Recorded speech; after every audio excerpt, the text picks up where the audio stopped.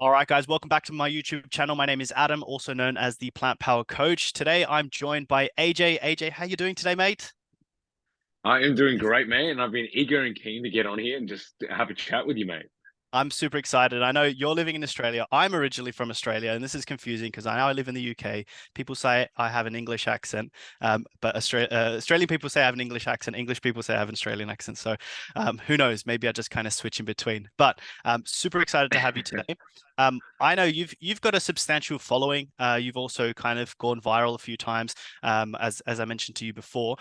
For anyone who doesn't know you, can you just give us a little bit of an introduction of who you are and how we got here today? Sure thing, man. So my name's AJ. I live in Sydney, Australia. I'm 25 years old, and outside of my main career, which is being a diagnostic radiographer, I also compete as a bodybuilder. And I started doing that in 2020 as a junior. And just this year, I just wrapped up my last competitive season, which was quite long. It was a pretty much took 10 months of prep and 9 competitions in 6 weekends straight, and was really satisfied and happy with that. And that really helped boost my social media following, as you mentioned, because I just decided to share as much as I could throughout that journey, and people really seem to like that. So here I am today.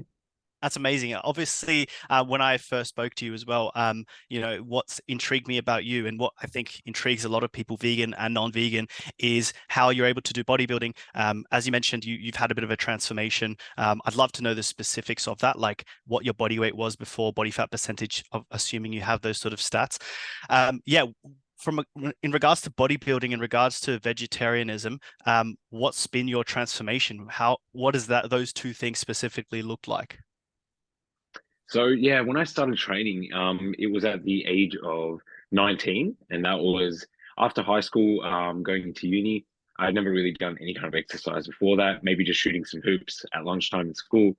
And yeah, so at that age, I was weighing in at 130 kilograms, so I was pretty overweight at that stage. Body fat percentage, I'd say it easily would have been in the mid to high 40% range. I was pretty overweight, didn't really have any muscle on me. And as of my recent competition, I got down to 66 kilograms, around 4% body fat, so almost half my original weight. And that was basically being over 5.5 to 6 years of training. And as of the last 3 years, adopting that bodybuilder lifestyle. And that too, as a vegetarian, so I've been vegetarian for about 14 years now. So when people always look at me and ask how many chickens I eat, I say none.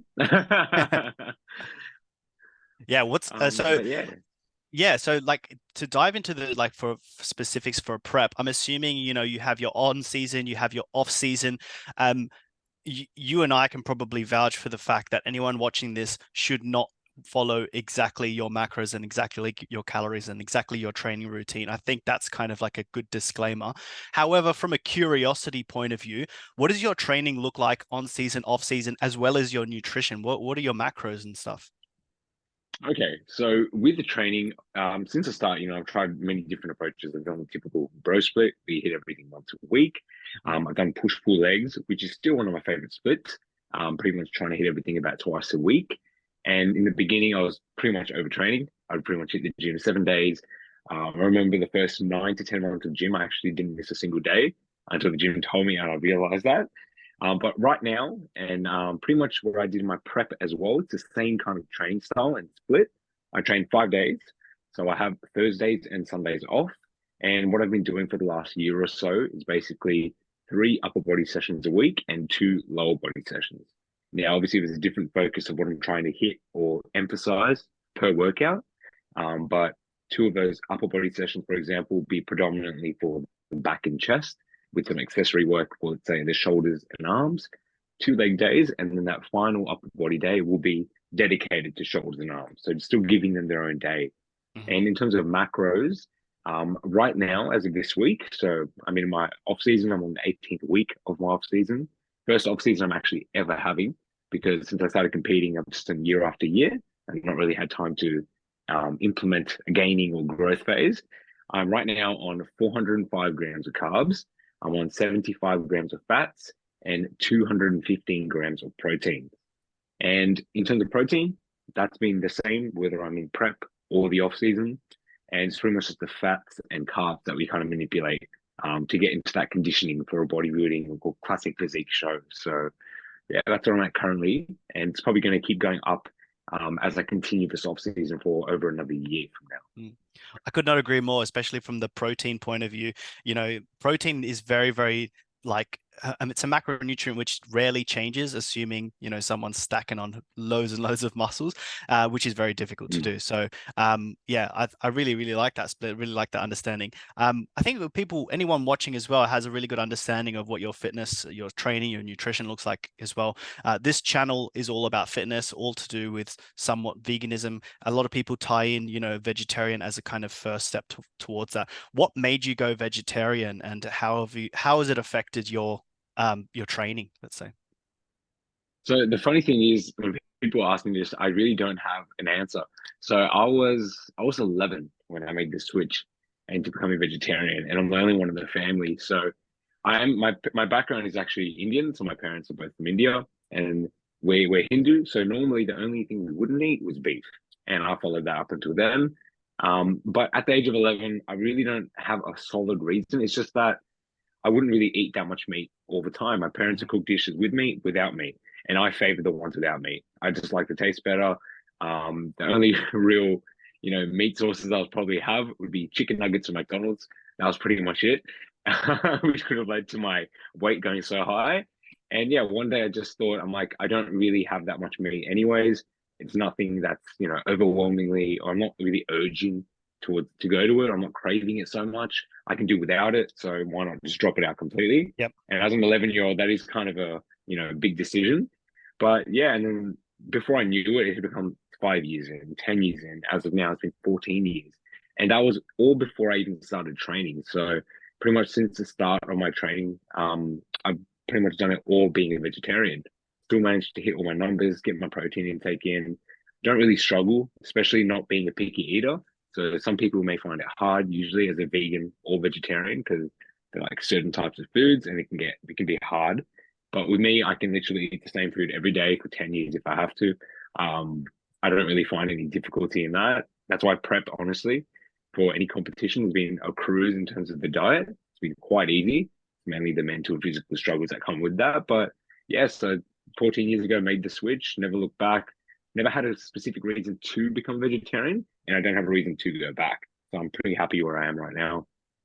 That is a very unique reason. It's not anything I kind of expected. I guess whenever I'm kind of talking during these interviews, it usually falls in one of the three categories, whether it's for health, whether it's for the environment, and whether it's for the animals. Would you associate it primarily to any of those three, or is it like you said?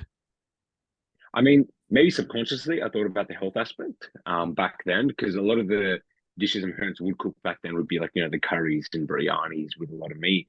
And maybe sometimes I felt that when I would eat those things, like obviously I enjoyed the taste possibly back then, or, just growing up with that food was kind of normal for me. But, like when you would have even a cheat meal as a vegetarian, you kind of feel a bit not gross, but you don't feel like it's a clean sauce. So you don't feel very good Mm. after it. You almost feel a bit tired or groggy.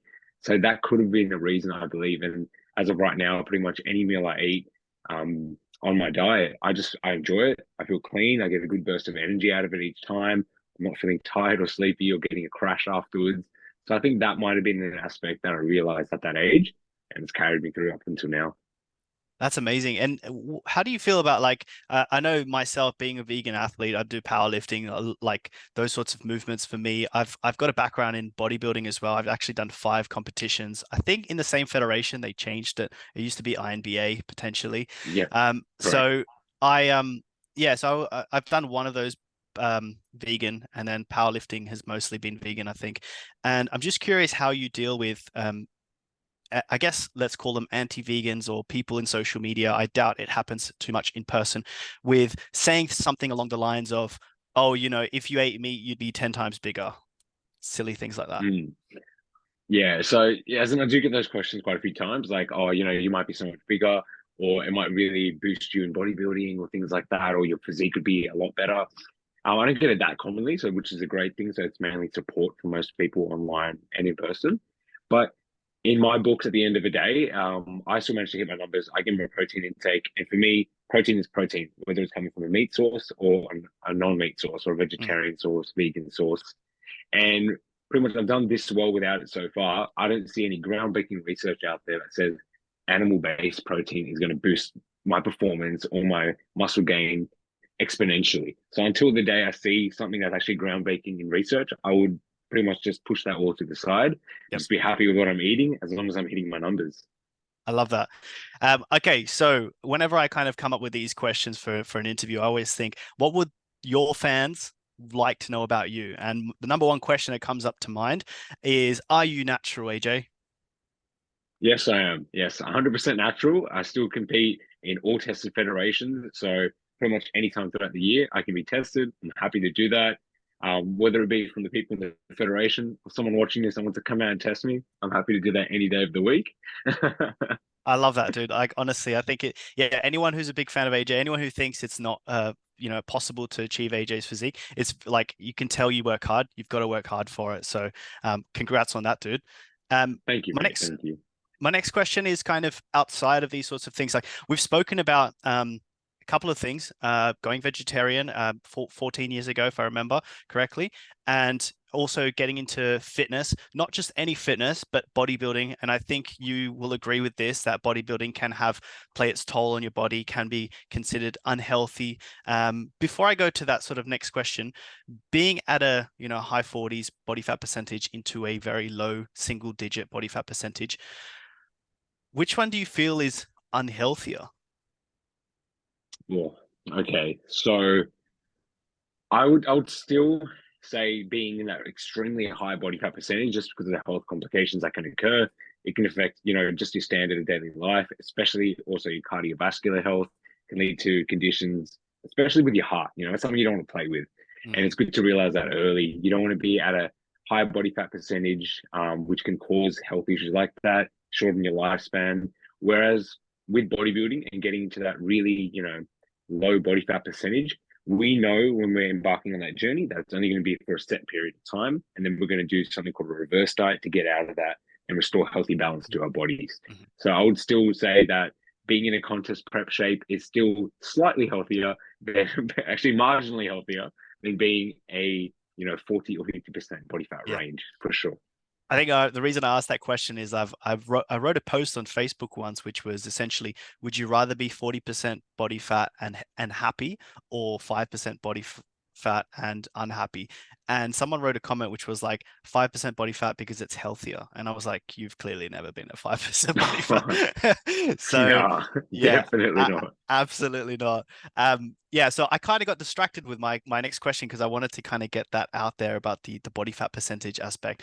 But yeah, so we spoke about you being vegetarian about 14 years ago, entering a sport which not many people do. It's a very difficult sport to get into. Even if you do get into, many people drop out before competition day anyway. So how do the people in your in your life, family, your friends, your colleagues, how do they feel about your lifestyle in bodybuilding and being vegetarian? I mean, in the beginning, there wasn't that much support from the family because it was something foreign. They didn't know what it was or what it entailed. So when they'd see me, meticulously weighing and tracking my food and all that, they just thought I was like some mad scientist in the kitchen. They didn't really understand what it was for.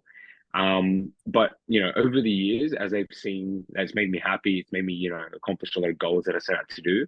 They've shown a lot more support for that. And yes, I still get the questions from colleagues at work as why would you want to do this, or where is it going to get you? Do you get money out of it? Which is a common question as well, about how much money bodybuilders make. But yeah, as of right now, the family's very supportive. And the biggest support has probably been from people online, honestly. And that's what pushed me through a lot of my preps. Even though I do have a lot of close friends still from, primary school and high school, the support from the people online has been greater, if I'm being honest, than close friends that I had. So it really goes to show like who's in your corner. Mm, That's one thing that prep really reveals, who's there to truly help and support you. And it's amazing to see because, someone out there might be writing that message to yourself or to me. And in the days where we're really struggling, and then it just gives us that burst of energy to push through and know that it's all going to be worth it. So as of right now, I have a really good support group, and it really helps me in every aspect of life. I love that, dude. A lot of what we've been talking about is obviously relevant to the people that follow you, a lot of people who watch these videos on my side when I crop them down, especially, is going to be interested in to know, because I kind of run this channel in regards to veganism. Is that something that you've ever considered at all? Essentially, because a lot of people, because you're vegetarian, and so many people consider that to be a stepping stone. Have you thought about that at all? I mean, I have considered it because even right now, as a vegetarian, I'll be honest, the main distinguishing, foods that I would eat that would rule me out from being a vegan would probably be, eggs if I were to ever have that, which I honestly barely do. It's just that sometimes it might be in a product that I have, or a whey protein source, as we mentioned before, rather than a vegan protein powder, which now they have great alternatives out there, which is amazing to see. So honestly, I could easily, go into that kind of diet. I don't see any need for me to like keep the foods I'm having now rather than the vegan alternatives, since they are quite good now. So it has been a thought before, and I could easily make the switch because it's only one or two items that I really Yeah. keep in my diet that distinguish me from vegan and vegetarian. So, I mean, yeah, I could happily go for it, and it wouldn't really impact me at all. Like I said before, I'm not really a picky eater. As long as it tastes good, I'm a happy man. So, I love that, dude. And again, I know these questions are probably very different to what you usually get, and there's no kind of, I guess, negativity from my side in regards to that. From a curiosity point of view, from an activism point of view, as I mentioned at the beginning of the call, what would it take for you to consider to go vegan? for me to consider to go vegan, it might just be looking at a few things that sort of are the reason why I keep certain products in my diet that, such as eggs or such as some specific protein powders. It might just be because of their, let's say, their amino acid profile, like leucine, isoleucine. So these are some things that it is still important to get as a vegetarian or vegan, just for that muscle protein synthesis to occur.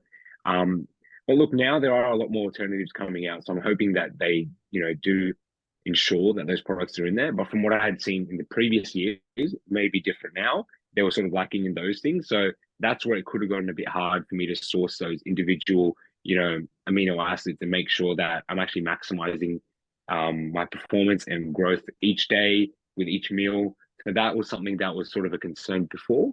It may have been a concern for me making the complete switch.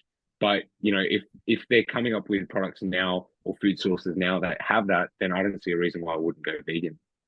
What about like something like lab grown meat, for example? The thing with me in lab grown meat is I've I've tried some in the past, but you know, obviously since I didn't become vegetarian for, completely ethical reasons or, as an animal activist or anything like that, um, yes, I could eat things like that, but I just don't see a real reason for them to make things like that Mm, in a way. Like, why would you want to mimic something like mimic cow meat or mimic, pig meat? Like, I just yeah. don't, yeah, I don't see the need for that. Yeah, it is a That's just my bit opinion. strange. It's a very interesting question because like inside the vegan community, it's a discussion as well. A lot of people in the vegan community are Yeah. like we need to kind of make a change rapidly, and this is probably going to be something that helps. But yeah, Mm. it's just a question that kind of came to mind. I didn't even have it on the list. Um, but Yeah. I like I that. It's a do good one. Yeah. yeah, I'm gonna actually add it to the template. So I've Yeah. got one more question. It's a long question, so I'm gonna read it slowly. Hopefully, it can sink in.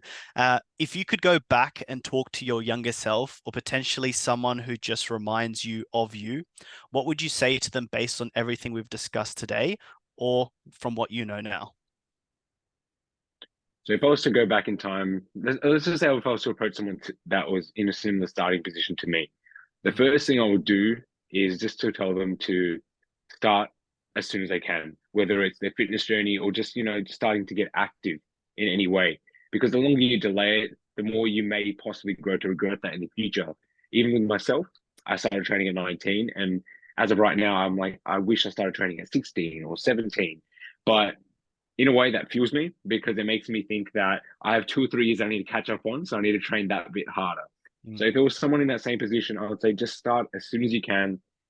Obviously it's hard. It's like anything. It's like a new job, or starting a new diet. The initial 7 to 10 days may be hard, but after that, it slowly becomes, something that just becomes part of your daily routine or weekly routine.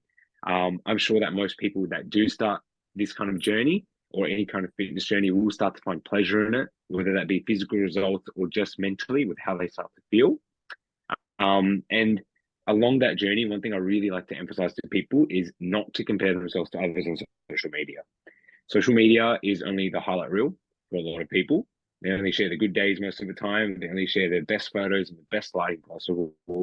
And you do not want to compare yourself to others because, like we touched on before, some may be natural, some may not be.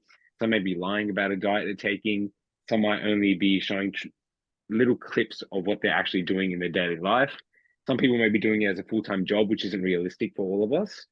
So just don't compare yourself to others. Start the journey and just do what makes you happy. Whether that's training 1 or 2 days and just starting to get active that way, or setting a futuristic goal of competing in a bodybuilding show, even though you have 30 to 40 kilos to lose. It's all about the cumulative effect. So just go about it 1 day at a time, slowly but surely, you'll get to that goal. And also just cherish the milestones along that journey. Because when you look back on it, you'll just smile at your own results.